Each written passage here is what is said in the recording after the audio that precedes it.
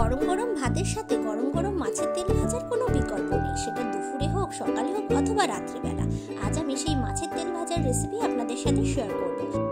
মাছের তেলের সাথে যদি থাকে মাছ ভাজা তাহলে তো আর কথাই নেই। আমি এখানে 3টে মাছ নিয়েছি, মাছটাকে ভালোভাবে ধুয়ে পরিষ্কার করে নিয়েছি আর মাছের তেলটাকেও বেশ ভালোভাবে ধুয়ে পরিষ্কার করে লবণ আর হলুদ মাখিয়ে নিলাম। আর পটকাটাকে এইভাবে কেটে টুকরো টুকরো করে নিতে হবে, তা না হলে তেলে দেওয়ার সাথে সাথেই কিন্তু পটকাটা ফেটে যাবে আর সেক্ষেত্রে গায়ে তেল ছিটে লাগতে পারে। মাছগুলোকে বেশ লাল লাল করে এপিট ওপিট ভেজে তুলে নেব। মাছ ভাজার তেলের থেকে অল্প একটু তেল তুলে নিয়ে অল্প পরিমাণ তেলের মধ্যেই দিয়ে দিলাম পেঁয়াজ কুচি, শুকনো লঙ্কা, 4 কোয়া কুচানো রসুন দিয়ে ভালো করে নাড়াচাড়া করে মাছের তেলটাকে এইভাবে পাতিয়ে দিতে হবে। ওপরে দিয়ে দিচ্ছি 2টো লঙ্কা। গ্যাসের ফ্লেমটাকে লোতে করে ঢাকা দিয়ে আমি রান্নাটা হতে দেবো।